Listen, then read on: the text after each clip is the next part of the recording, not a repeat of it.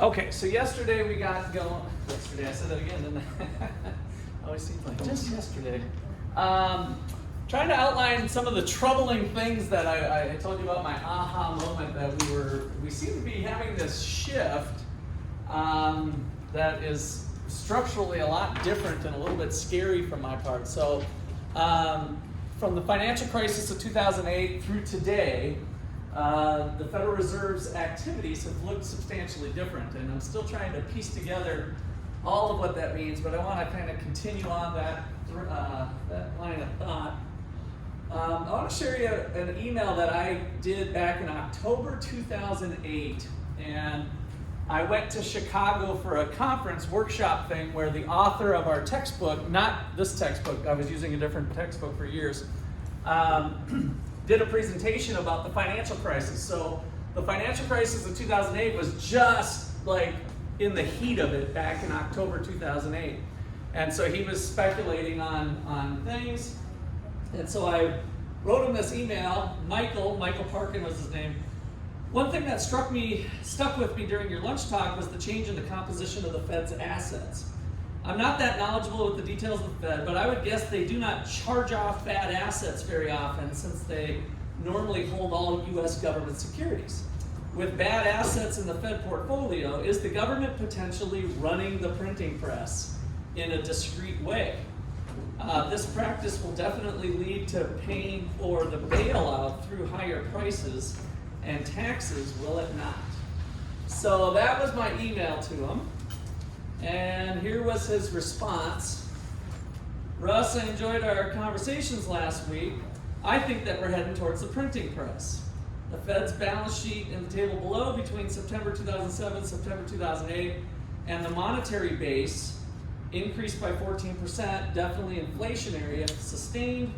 Look at the drop in safe government securities and the rise in loans to banks, or sometimes toxic assets is what we call them, up from 30 billion to 446, U.S. government securities down to 480 billion. So before I show you that, that was the concern. I, along with a lot of other people, thought we were going to have inflation like we are now, and we didn't. And so it was kind of a puzzle for a long time trying to figure this out. And I think part of my reason I've had a little bit of an aha moment is because I'm starting to see why, and there's some answers to why. But so here is the Federal Reserve, remember, is our central bank, the banker's bank, the controller of our currency. And so when we say the printing press, I'm thinking about Zimbabwe, right? So when governments in the past haven't collected enough taxes to pay for their spending, then they can, right, Zimbabwe pay for their stuff. So they are literally running the printing press to pay for their spending. And so this is what I'm asking here, is that the United States government's never done that, but is it kind of doing it, I said, in a discreet, somewhat sneaky way? Is it being funded? Because there was this big change during the financial crisis. And so here, the Federal Reserve had traditionally always held U.S. government securities. What are those? That's these government bonds that Joe Biden and Trump and Obama and Clinton and Bush's and everybody's been writing for the last 40 years because they're not collecting enough money in taxes. They are making the national debt get bigger and bigger and bigger each year by issuing out these bonds.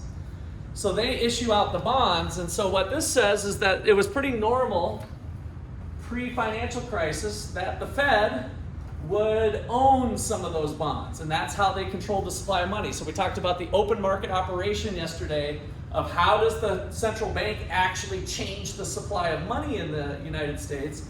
Well, they can do an open market purchase.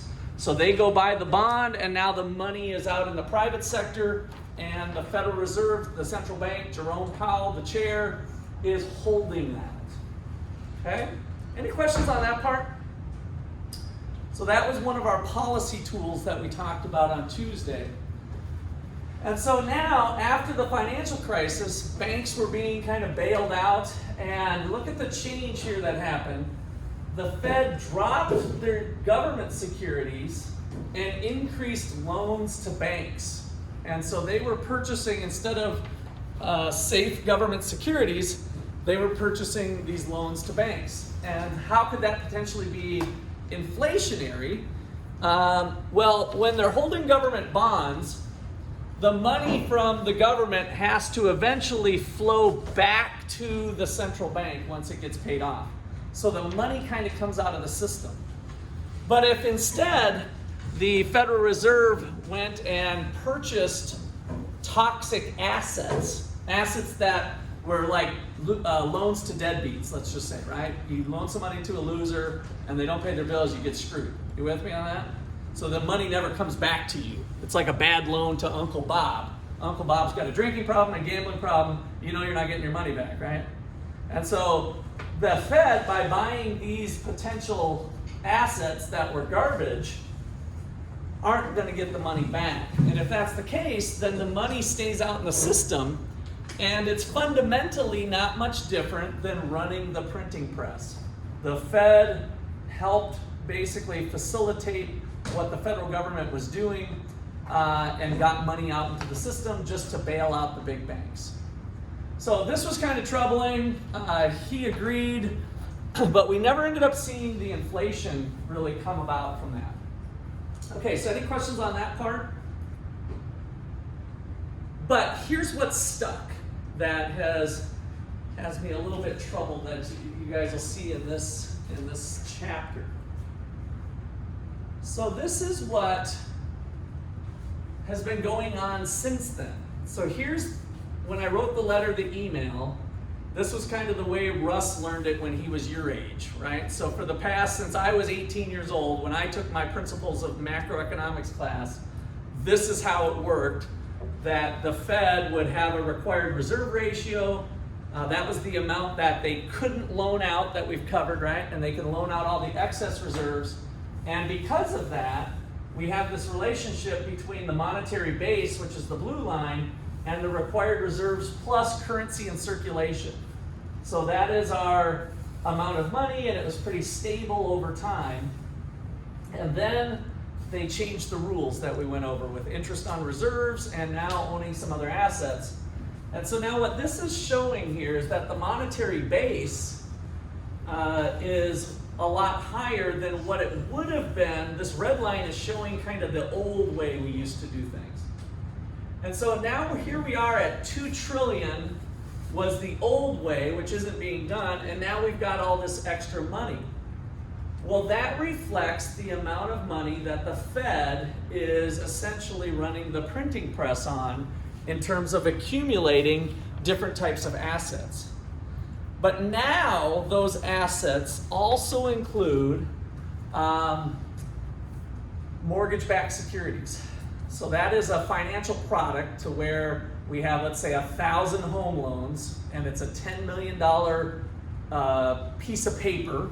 So it says kind of, I owe you 10 million, and Wall Street has a piece of paper that has 1,000 mortgages that are all bundled together, reflected in this particular financial asset, and now this can be bought and sold. So it's kind of a Wall Street instrument. Well, after some further research after class, even on Tuesday, I learned that the Federal Reserve has a 20% interest of all mortgage-backed securities. So this is basically all of our home loans in the nation. The Fed, the central bank, now owns the piece of paper that reflects those home mortgages. It might not be a big deal, but I've always been a little bit leery when we have control, right? What keeps Russ up at night? I don't really stay up at night. I don't worry about too much at all, honestly. But what keeps me concerned is having concentrated power. You guys with me on that? I mean, I don't like concentrated power. I don't want to be told what to do. I want to be free to pretty much make my choices. Well, this ends up being a lot more concentrated power than I've ever been thinking about for the last 10 plus years. This kind of just slowly evolved for me, and maybe it's because I wasn't keeping abreast of it that much, because I've got lots of other econ topics to talk about. But I was interested in it enough when it happened here, but now this thing looks a little bit different than it did. So here we are where the Fed reserves would have been here at 2 trillion, but now they're at 4 trillion. So there's $2 trillion. What's the total volume of dollar goods and services, GDP for the nation? The nation's income, roughly, what's the number? 20 trillion. The Fed has 2 trillion kind of bonus money above what the private sector was doing in terms of lending. So when I left off Tuesday thinking about the system being banks making loans to real estate developers and entrepreneurs, that has changed a bit now to where we have Washington, D.C. having a large interest in those mortgage-backed securities. It's been concentrated power into the hands of government in a fairly substantial way. And so are they, what do we have to show for that currently? 8% interest. That's at least a contributing factor to it, for sure. I mean, most economists would agree. This isn't just me looking at this particular aspect, but we've been pumping the system full of money, and now they act surprised that there's some inflation going on. All right, so questions or comments there?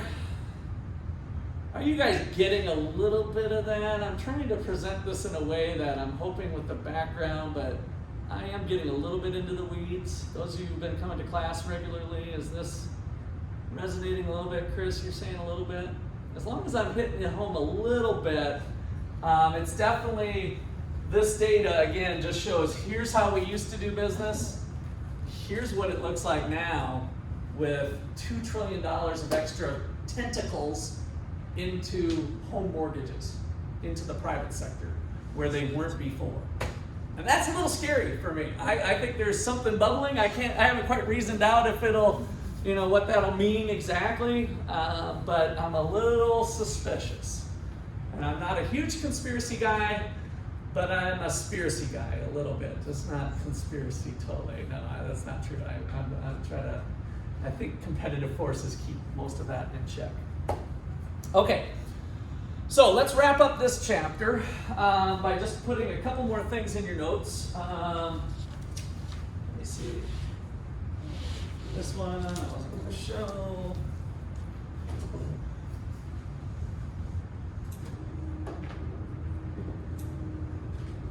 Oops, that's right. Do the video. This thing.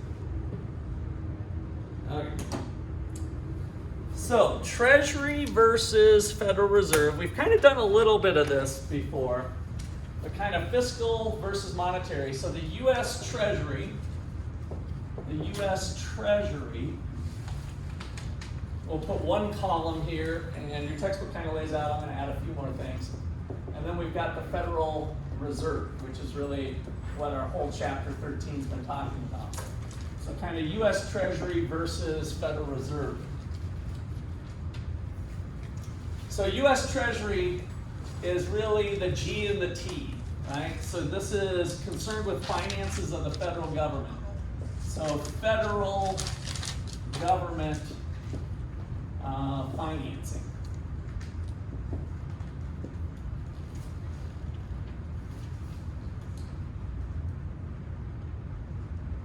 So this is where we've been talking about G greater than T. If the government has more spending than it's collecting in taxes, then that is the deficit, the national deficit.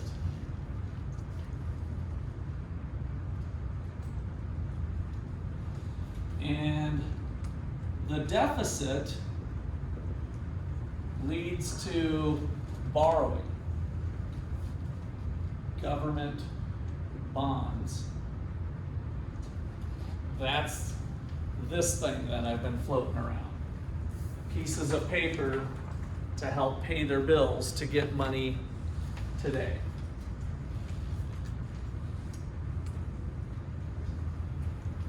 And then the key thing is that they do not determine at all the money supply. Does not determine the money supply.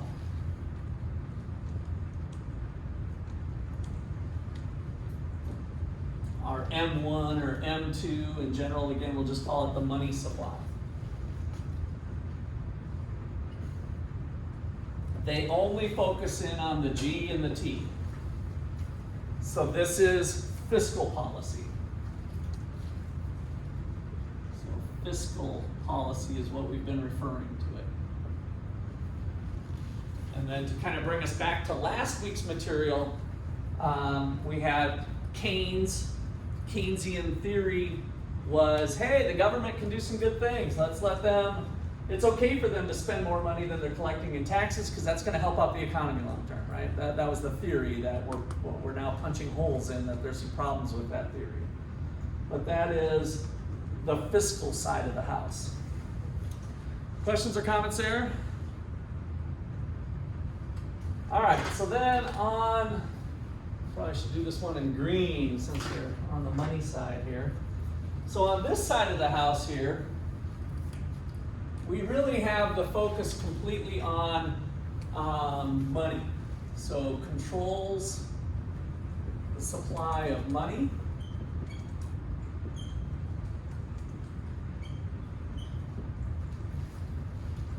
So again, MS, M1, M2. We learned about all the tools and how they control the supply of money. They do this independent of fiscal policy. That might not be even the right way to phrase that. In fact, I'm going to take that back because it's sometimes they can do some stuff. If these guys do stupid stuff over here, they might respond to undoing some of that stupid stuff, which is what I always hoped for in the past. But independent of the federal government. That's what we talked about yesterday, that they don't have to answer to the federal government.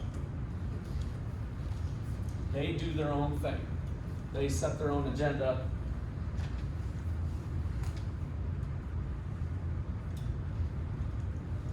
Now, one of their important tools of how they control the money supply, though, is to buy and sell what these guys are selling. So, open market operations was the important one we talked about.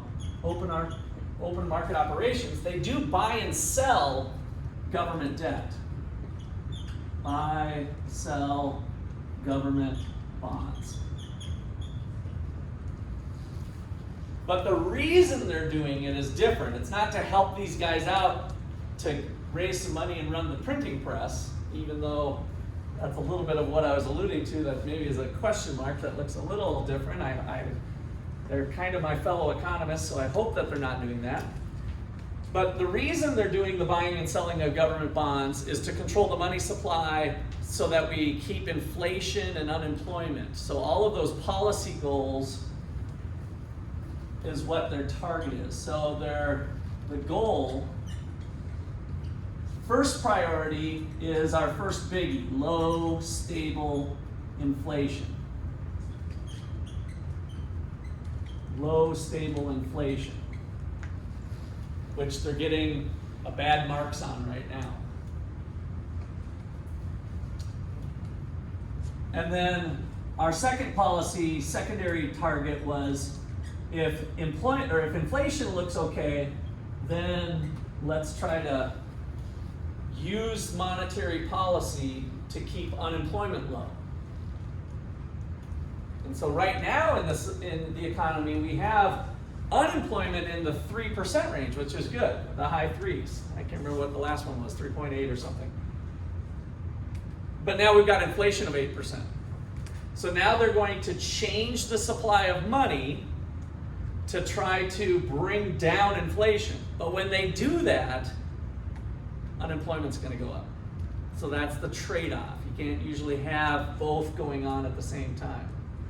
And that's part of what we'll take into next week with chapter 14, which we'll get a start on probably tomorrow. Okay, so questions or comments on that one? So let's put that down as a key point. The policy trade-off. a decrease in the money supply should lead to a decrease in inflation, but an increase in unemployment. So restrictive monetary policy, reducing the money supply, would lead to lower inflation, which is what we want, especially when we have 8% inflation. But we'd also expect that as a consequence, unemployment's probably going to go up and real GDP is going to go down. I'll leave real GDP out of this discussion just to keep things a little cleaner. Okay, so all of this then is monetary policy. So we got two groups of the government that are independent of each other, operating independently. President Biden and Congress is over here thinking about G&T, gin and tonic, for those of you who didn't know. Oh, that's right, this is not after work talk here. This is in class, government spending and taxes, not gin and tonic. And then we've got the Federal Reserve worried about the money supply with monetary policy, and they are just changing the money supply. Their policy instrument is influencing the money supply. Okay, questions or comments there? All right, that wraps up what I wanted to cover out of chapter 13. So that's part of your homework for today. Not today, this weekend. And so the other part of your this week's content is the special topic on COVID. So the name of the chapter, it's special topic number 5, and it's going through some of the things with COVID. So I wanted to start off with you guys, helping to build kind of a portfolio, especially your perceptions as young people of what went on. So the name of the topic here is the 2020 COVID recession. So special topic number 5 is what we're doing. So the COVID recession. And so there's just like 4 pages. It's fairly short. You guys have a few homework problems and there'd be potential for some test problems. So what we want to focus on is kind of a little bit, what did the government do? What other options might there have been? And then what are some things that came out of the situation? So tell me about what the government did from your guys' perspective. Let's just brainstorm a few things. You guys lived through it. Anything's fair game. Well, I just want to know what was your experiences, things that happened that you know about. Maybe you have moms and dads that had some stories or something. We don't have to get into lengthy personal stories, but that kind of helps flavor things a little bit. Will? I was just going to say vaccines. Vaccines, okay. So what about them? Well, they created some. There's like 3 of them. Is that right? Or is there Yep. So we had 3 vaccines. And it was to stop or try to prevent COVID. Okay. And were they mandatory? Yes. Well, Depending. for me. Yeah. Okay. So Jay, what was for you? So for us in the Marine Corps, they said that we all had to get vaccines by a certain date. If not, we would get kicked out with a dishonorable Dishonorable discharge. Yeah. So it's like, oh, it's your choice, right? You don't have to do it, but you're going to get dishonorable discharge on your record. That's not much of a choice. Is that real freedom? I mean, that sounds like coercion. So mandatory, the word we use that is coercion. Can't spell today. Coercion. So this is by force. And so what's kind of funny about coercion is that we could make the options really bad for you so that you're really like, do I really have a choice? And I think, Jay, that was a good one in terms of, no, you don't have to get it if you're in the military, but dishonorable discharge, and you're out of here. Okay, well, that's not much room for choice in there.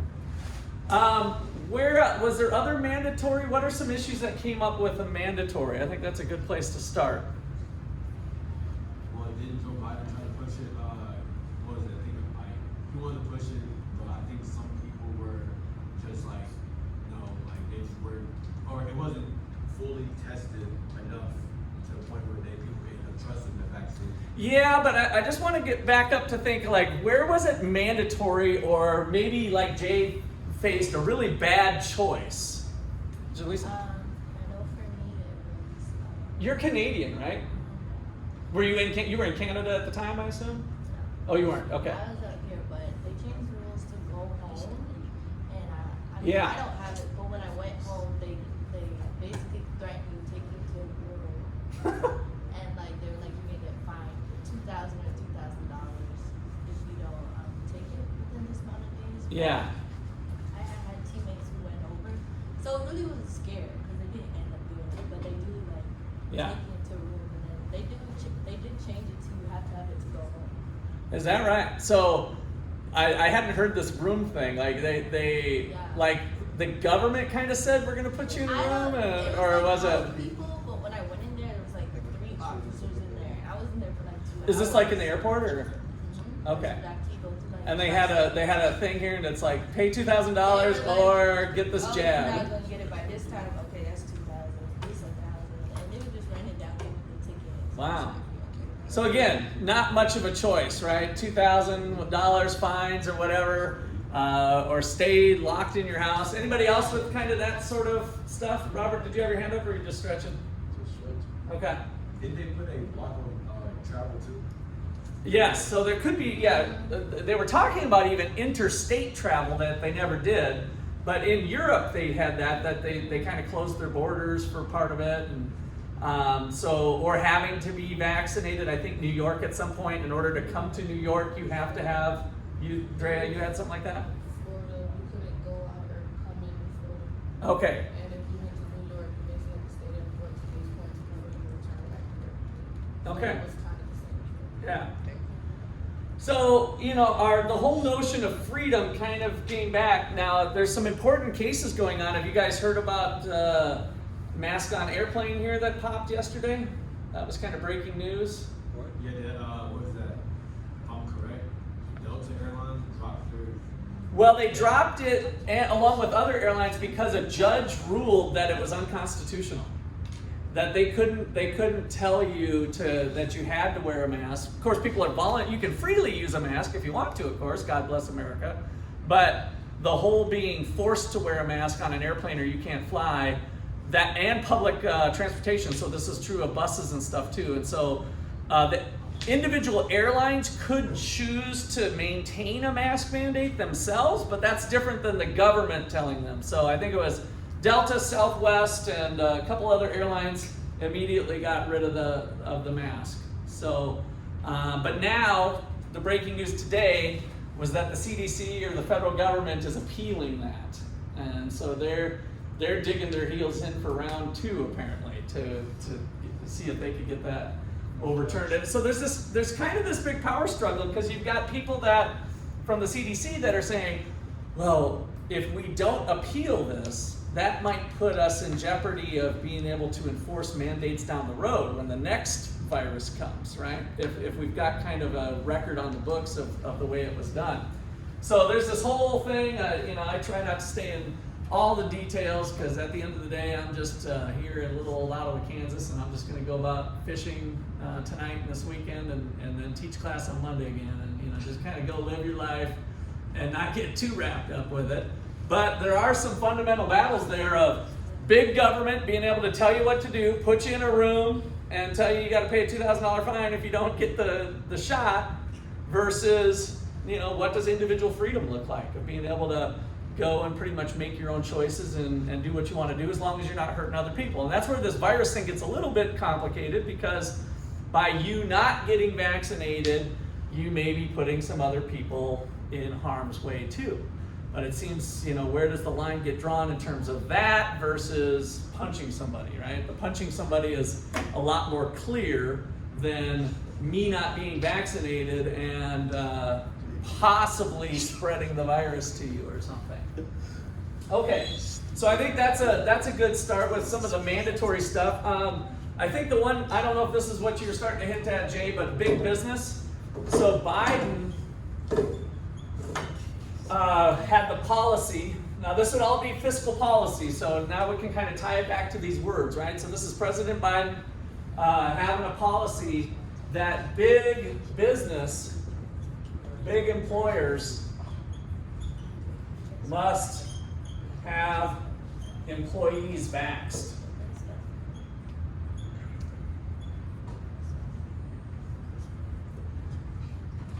So if you were an employer of, I think it was 500 employees or more, it might have even been smaller, but whatever it was, Ottawa University was that size. We have that many employers. And so it would have affected us that you would have had to do that and get vaccinated. So then some places were in preparation of the law changing. They were starting to say, oh, we're going to force our people to get vaccinated. And then, then there was people leaving their jobs or thinking they're going to get fired, being put in a bad position like of whether they can choose really to do it or not. So this one ended up not happening, but again, it was a fairly big move of government kind of putting additional constraints on private business. The alternative to this, by the way, is to just let people do their thing. If Price Chopper only wanted to allow vaccinated people into their business, they could do it. They could show Vax card. They could offer masks, right? So freedom doesn't mean it would be absent of people trying to do what's best for themselves and take care of themselves, right? So just because masks aren't mandated doesn't mean you might not choose to wear a mask because you have an 89-year-old grandpa that's a vulnerable population. You might have been wearing that mask all on your own. That would be you choosing to do it. So there was always a level. I think what sometimes gets swept under the rug is that we need a law to get the right outcome or to get people behaving the right way. But a lot of times, not always, but people will do what's best for themselves, and what's best for themselves will probably be the right answer in a lot of cases, but maybe not all. That's what's weird about the vaccine deal. Okay, so that was another policy that came out. So we had the airline stuff. Let's just make sure we jot down a few of these here. So masks in airport and public transportation, on buses and subways was another one, especially in New York and other places where we've got the trains.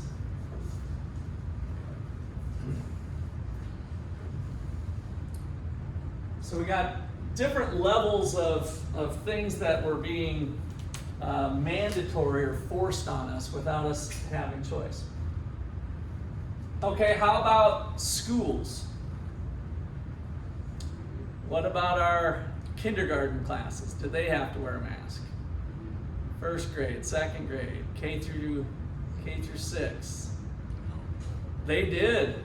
Yeah, most places they were trying to have the sixth graders and the third graders, and you get to the little guys. The kindergartners, pretty hard to just keep them on, but there was attempts that they had to make efforts to do it or whatever. Some places had a little more liberty to make their policies than others, but the masking in schools was a big thing that is kind of slowly turned the corner here this last 6 months. But even at the start of school last August, there's a lot of high schools and other places that it was still mandatory. So masks in schools. Now, why is mask in schools maybe a little different than mask in airports?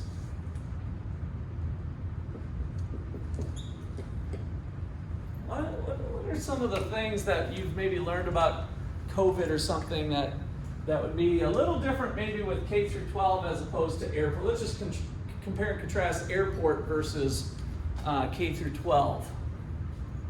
Drea? I think because K through 12, toddlers and babies are little germ monsters, so they attract to viruses and sicknesses quicker. Okay. Okay. What else? Lisa? The airport, everyone's coming from all over. So Yeah. I think that's a very distinguishing factor that when we talk about our community here in Ottawa, most of these K through 12s are just staying in Ottawa, right? Maybe they're traveling to Kansas City, but here you've got people kind of potentially mixing from all over, so that's one consideration. Other things between thinking about K through 12 masking versus airport masking. More people at the airport, so yeah, we've got a lot more people. Who's more likely to die? A 6-year-old or a 60-year-old? 60, big time. I mean, the data on this was really early. I actually went and testified to the state senate in Kansas for them to start thinking about this type of stuff in those lines of hospitalization and vulnerable populations and stuff like that. But there was virtually no deaths of this age group. I mean, it's really strong. So to say that we got to do this now, who then was the ones that were pushing the masks? The administrators, the teachers. So there's an argument there. Again, I don't have all the answers. I'm just kind of raising some of these things that we should be thinking about as we go. So, we've got a 60-year-old teacher that's in front of the germ-infested kindergarten to whatever. But again, if they actually kept their mask on and it was the right type of mask, blah, blah, blah, got all these mask debates now. But, who's the vulnerable populations and what would be the appropriate policy prescription? Okay, other COVID-related things that you observed or to put on the board? Jake? For us, it was more so the shutdown of just like a citywide shutdown. Of small businesses, you mean? That, and then also a curfew. Okay. I had a curfew for us. We had. Yeah, a lot of countries had curfews that were pretty strong. Us, we couldn't be out past. Now you're talking when you're in the military then? Yes. Okay. We couldn't be out past, I want to say, 9 or 10 Yeah. p.m. unless you had to go to do something. A cop, they were pulling over people. Yeah, they're pulling over people, yeah. We had less of that in the United States, but there was some of that. I think New York had some sort of curfews at different times. But in Guatemala, you weren't allowed past 7 p.m.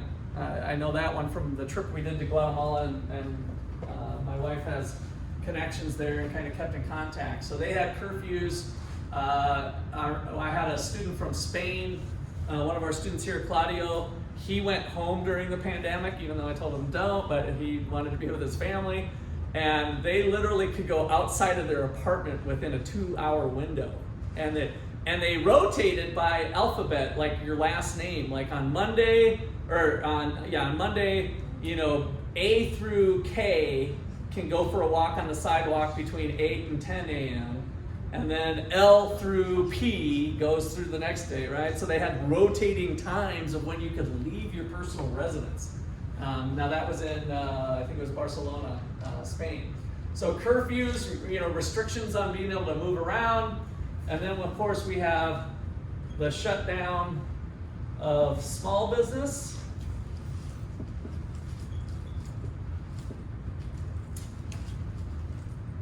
But who got to stay open? Walmart versus Walmart, and of course Amazon.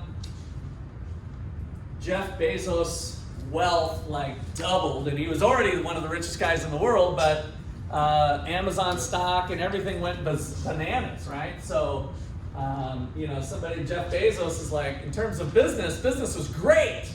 Let's do another COVID. No, I hope he would not say that. Sorry about the people who died, but Amazon balance sheet was great, right? So by having the government have a fiscal policy that targeted these guys should be shut down because they don't know what they're doing and they're a public risk. But now let's let these guys who are well established and would have all the goods and services, the basics that we need, they get to stay open. We're starting to kind of play potential favorites, right? What we call cronyism from those previous chapters. Big business and big government playing kissy face with each other. They're the ones that maybe could get the government to say, well, I know you're shutting everything down, but we've got eggs and milk and all kinds of essentials and clothing, so let's have our business stay open. So a lot of people are on the fence of whether that should have ever happened. Maybe we should have let it go. So part of your chapter talks about Sweden. Does anybody know a little bit of the story of Sweden? Sweden is one of the few countries that said, we're not shutting down anything. You guys kind of do your own thing, protect yourselves. And so their GDP and other activity remained a little stronger than their counterparts in other places of Europe. They had some differing cases of COVID and deaths early on, but then for a while there they were better while the others got worse. So there's kind of a little bit of a mixed bag of results, but I think they were pretty even in terms of health results of death rates and of deaths and maybe hospitalizations.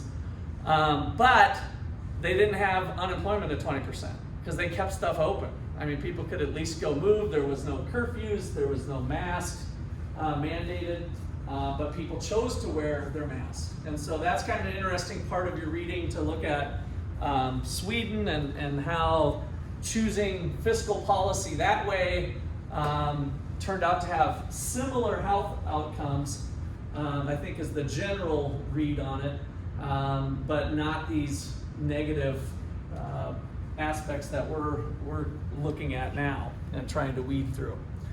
All right, so I want to do a little round robin reading. So if you guys could take, this is straight out of your book, take one of these, and the section kind of rounds out with items to consider for the United States. So we're going to do kind of round robin reading, or I think some people call it popcorn reading. So, did everybody get one?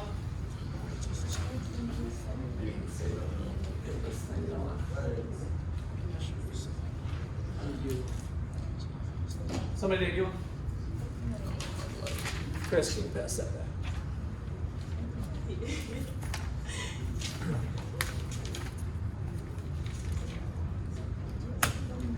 Okay, so the first part of the section talks about what we just did. I just wanted to kind of get your juices flowing, so a lot of what you'll read is things that you already knew on what the government did in response to COVID.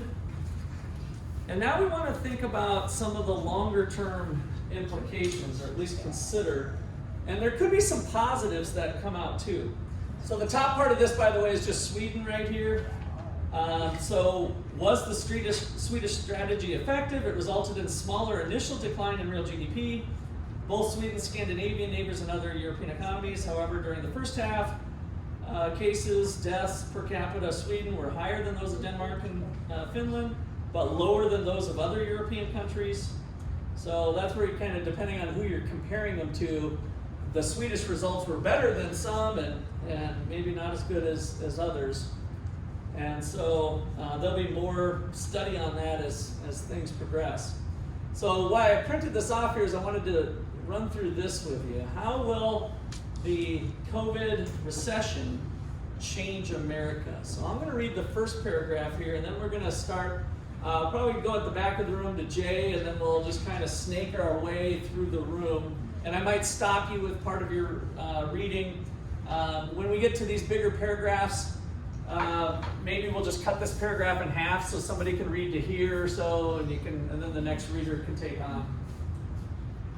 So I'll start us off.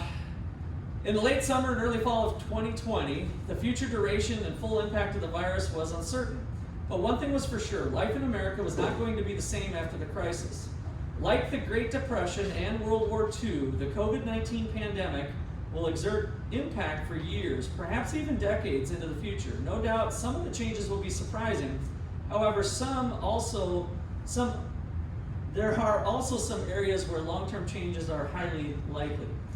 what are some of these potential changes? Let's consider these possibilities. So Jay, why don't you start us off there, read about half, and then we'll move on to who's next there, Luke.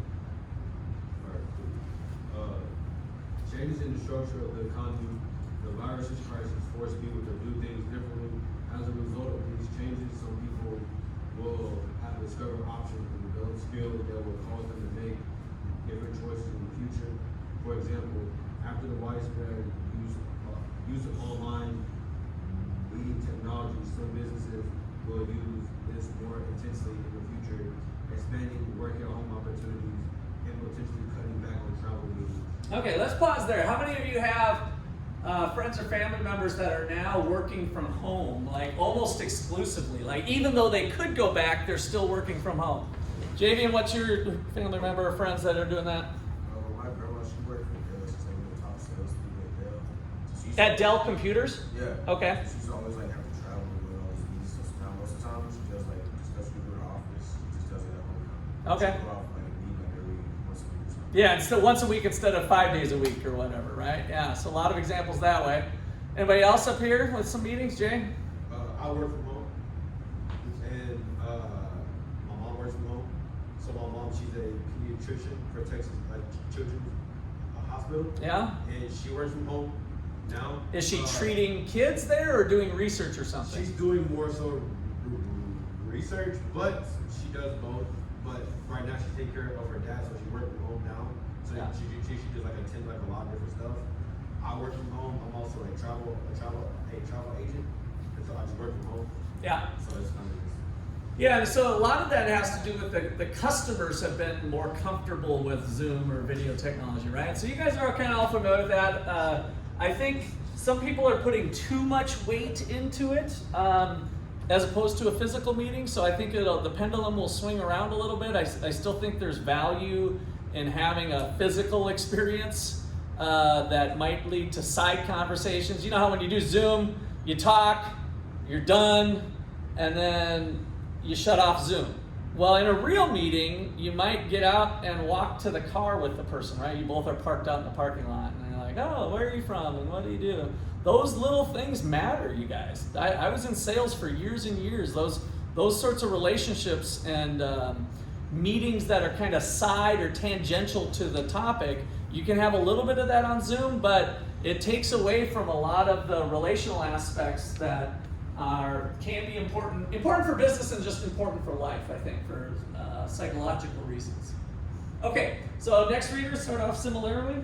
Similarly, some doctors and patients will have discovered that online content based office visits. Some educational institutions and students believe online education works well and is more accurate than traditional in-person education. Some people learn to cook and others discover how they use their own living spaces. These changes will exert a positive impact on some sectors of the economy and the adverse impact on others. There will be a relocation of productive resources and potentially higher unemployment rates Okay, so yeah, this reallocation of resources is kind of a big thing. Whenever we have a big shock to the system, then people find new and creative ways to get things done. And so, how did Home Depot do? Home Depot, maybe with people creating home offices, and I know of a lot of people that built things where there was a closet they turned into an office of some sort, and finishing off their basement or whatever. And so we had a reallocation of resources to things that we might not have ever done. Learning how to cook. So all of a sudden maybe people got interested in that, and they found out they have a knack for it, and they kind of like preparing their own food. So instead of going out 4 times a week, they go out 2 times a week, right? So restaurant businesses might still be lacking long term. It won't get back to maybe what it was originally. And so that's some adjustments they'll have to make. Curbside pickup, and so that might be something that they started to do during the pandemic, and now they've kept doing because people like that. Maybe they changed some of the way the restaurant was designed or how they packaged things. So all these things have kind of changed, and some of that will have a lot of stickiness to it. All right, next reader, number 2. How far do you want me to read? Just about half of it. Maybe I don't know how long these are. You could basically turn the page and read one more sentence. Let's say. Substantive increase in government spend, the initial increases in federal what is it? Expenditures. So federal spending, that's our G, by the way, right? So that's our G here is what they're talking about, federal expenditures.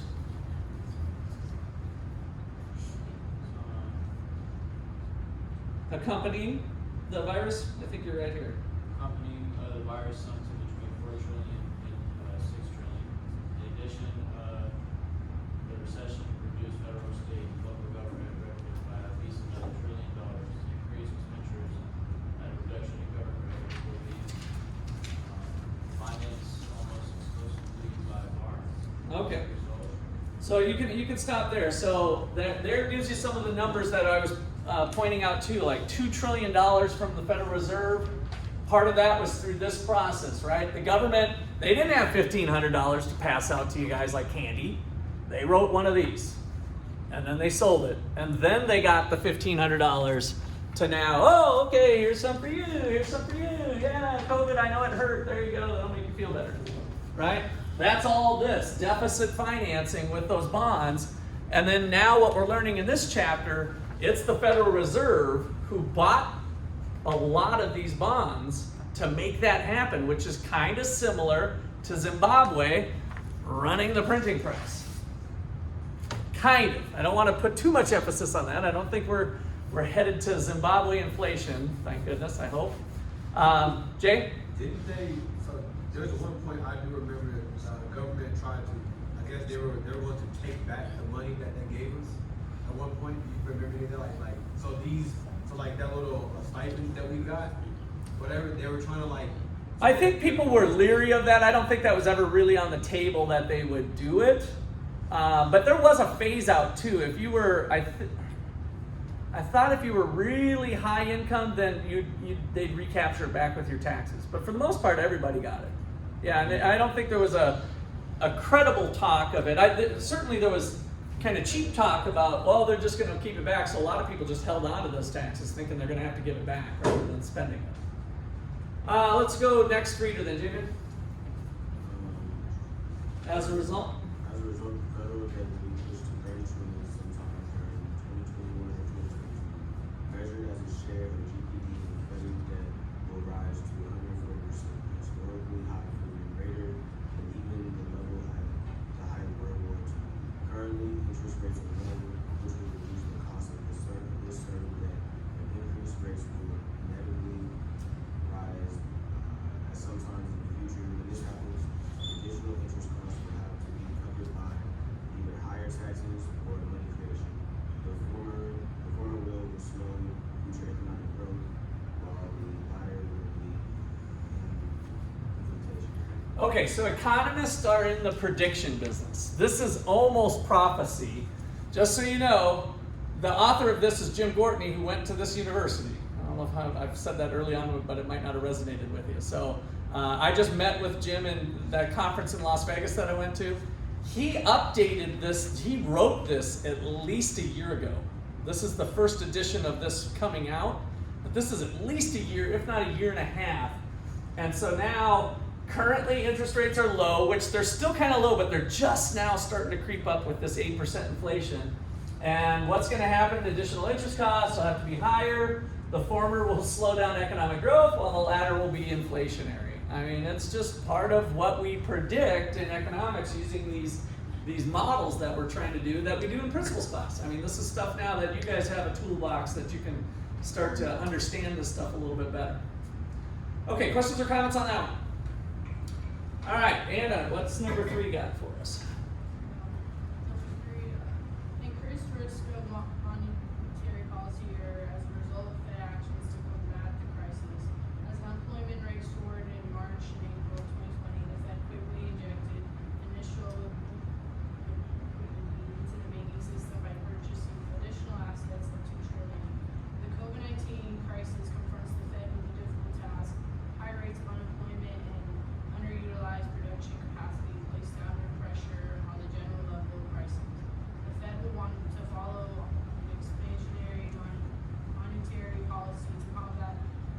potential deflation. Okay, pause there, stop there, we'll have the next reader from there. But so again, at the time, what's going on is we have a bunch of unemployment, right? Which was brought on by force because we shut down businesses. And so they pumped in that $2 trillion, which happens to be the number I was just showing you guys at the top of the hour, right? The difference between what we used to do and what the Fed has done. So they pumped that in, and then they've also did that in some places where they didn't always do that. So the Fed will want to follow an expansionary monetary policy to combat the potential deflation. Deflation being we've shut everything down, demand for goods and services is down, bringing prices down, that would be deflation. So the Fed was trying to pursue expansionary policy to offset that. Let's give people money. Here's $1,500, go spend, right? And so that was the whole idea, is to try to balance that effect out. All right, so now let's start off with our next reader. However, where are we up to? Robert, I guess let's go to you, and then we'll go over to Drea.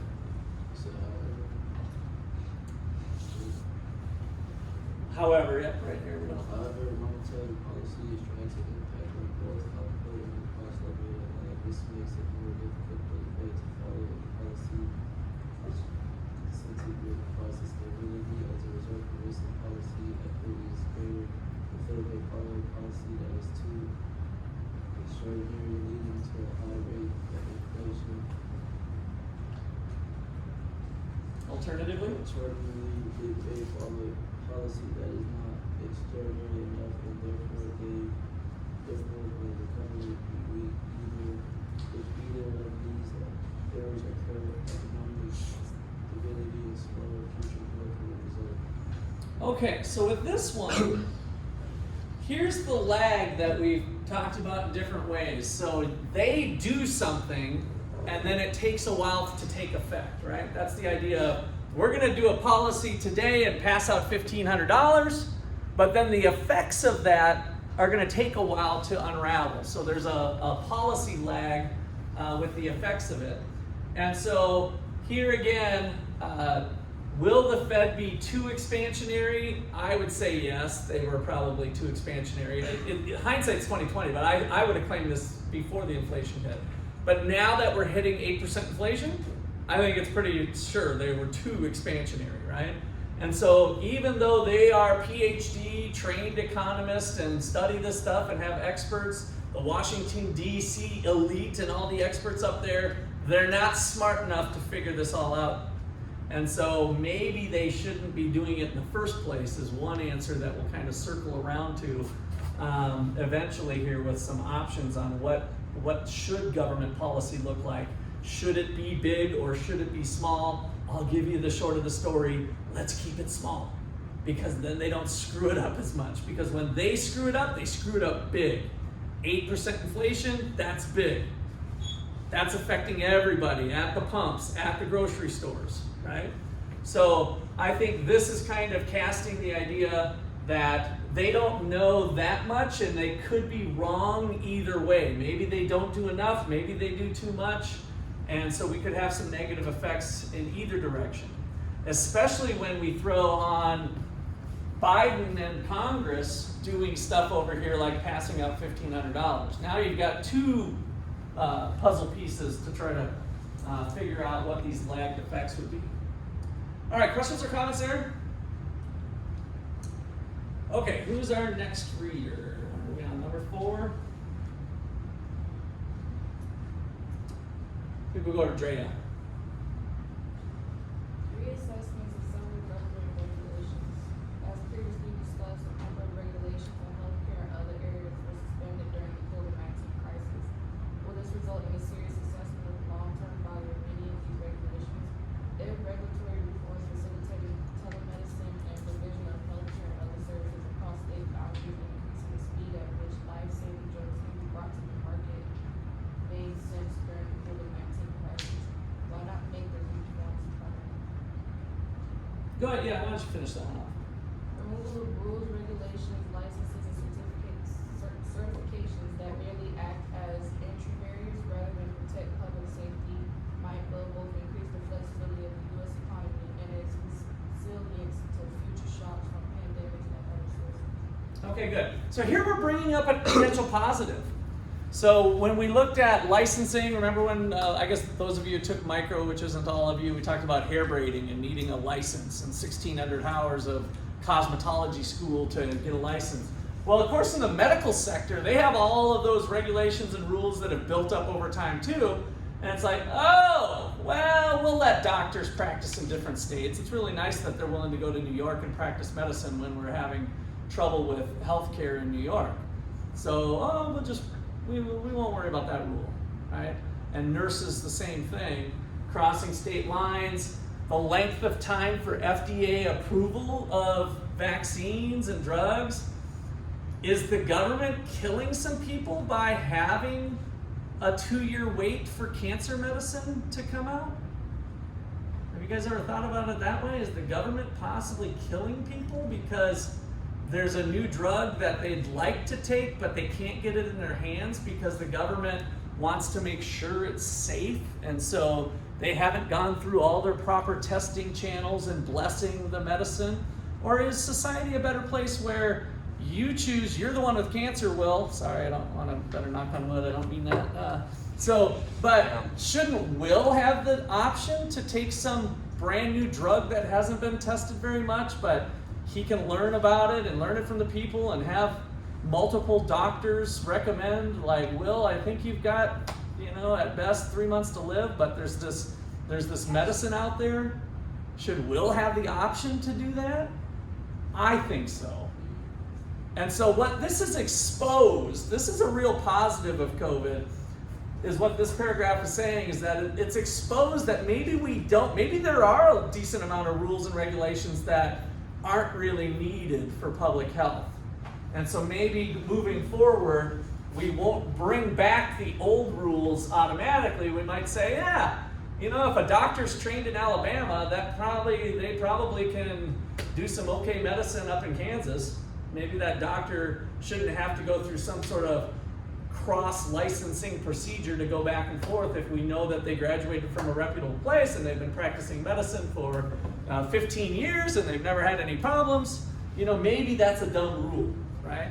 So that's one of the positives that I think COVID's brought out. And it's not just in medicine, but possibly in restaurants or in things to pick up food, or there might be other laws where we relaxed it a little bit, and hopefully that's an eye-opener to say, well, maybe we just don't need it. Maybe that's one that can stay off the books.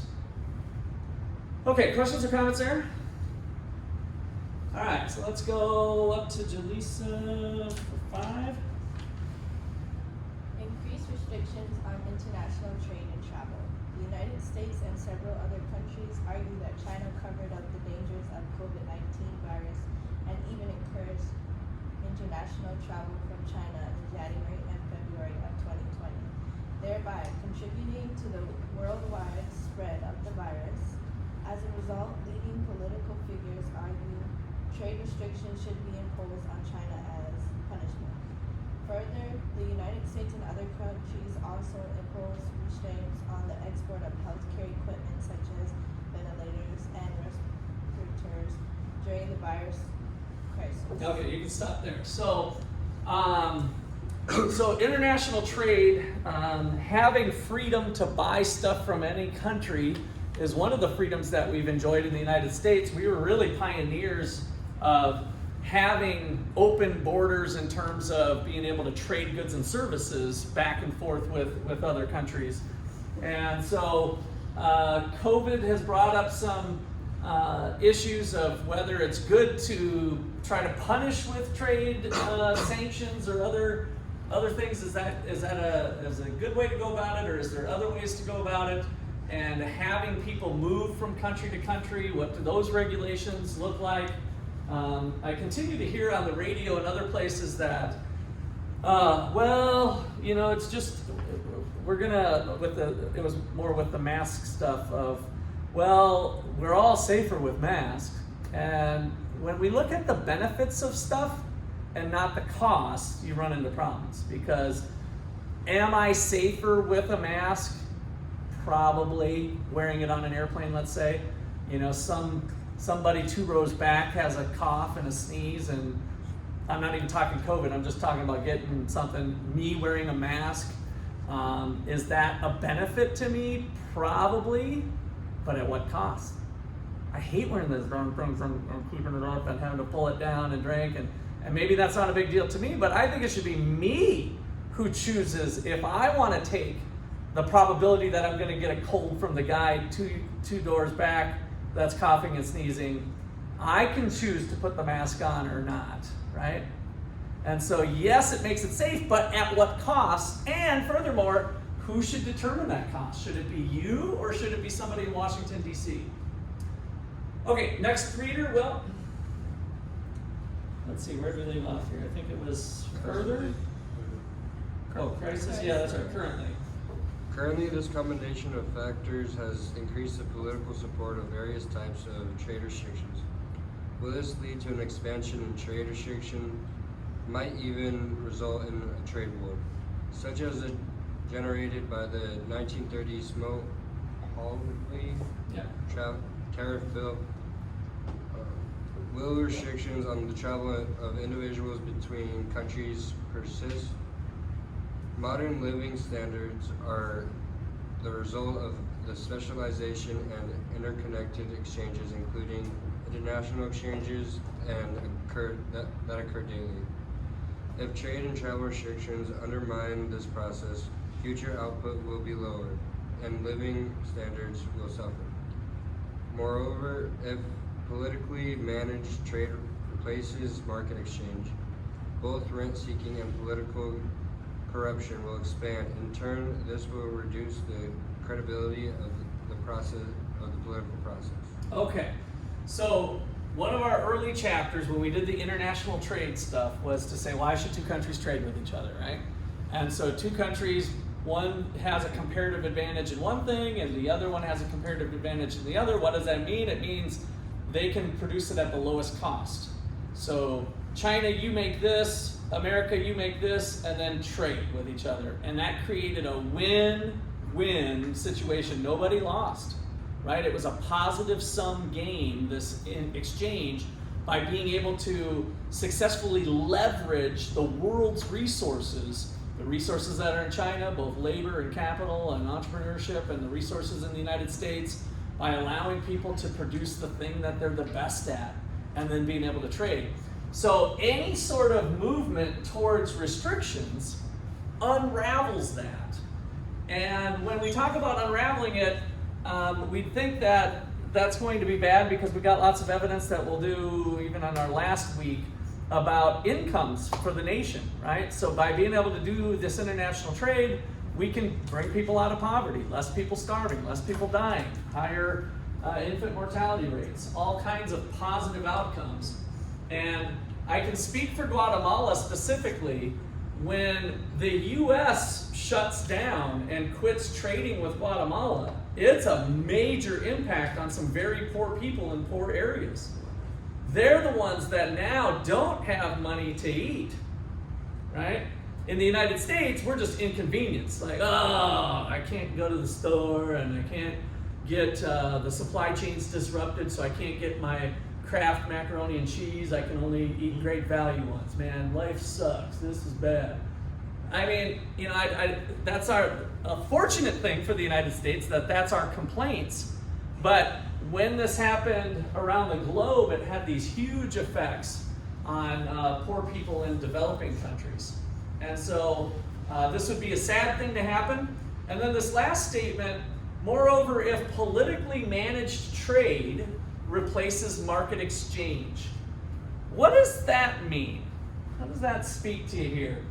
Moreover, if politically managed trade replaces market exchange, tell me what's going on there. Politically managed trade versus market exchange. What is the author getting at there? What is politically managed trade? What do you think's going on there? It's done for political reasons. Yeah. Benefits. Right, so it could be for their political to stay in office or keep in office or whatever the case is. Whereas market exchange, this is just free markets, you know. The people in China want to buy something, the people in America want to buy something, and they're free to do it. Well, that leads to all the win-win stuff. So what happens when it's politically managed or motivated? Then we get into these things we talked about before in chapter 6, rent-seeking and political corruption. Now, hey, I'll do this for you, political leader. I have $10 million of financial aid that you can give to your people in Zimbabwe, but you need to do this for me, right? And so now all of a sudden, it's not that free line of win-win, and we might just be handing $10 million to a politically corrupt person that's not going to get it to who they said they were going to get it to in the first place. Or if it's building roads, then it's their golfing buddy that builds the roads for them, and they're able to funnel that money off to other people. So we don't want politically managed trade. We want to keep things as free as possible. Okay, last one. Who's our last reader here? Evan. A ratchet effect resulting in permanently higher levels of future government expenditures and intervention. Robert Higgs, a noted economic historian, argues that crises such as wars and catastrophic economic events lead to permanently higher levels of government expenditures and other forms of intervention. As Higgs notes, government intervention increases during a crisis, but virtually never subsequently. Never substantially goes down. So the next page, there's just a couple more sentences. I won't even bother with it. But the idea here is like when the Great Depression happened, government stepped up, but then it doesn't step away. So the ratchet effect is, let's do something, but now that we've given political power and money to concentrated few, then they want to keep it. And so then we keep it. And then the next shock happens, World War II, and it ratchets up again, right? And so we've seen that in the data that the level of government spending has just gone up. It's never really gone back down. So that was what they're referring to as ratchet effect. All right, we'll see you tomorrow. Oh, we didn't do our little quiz thing, so we need extra credit quiz. All right, let's see here.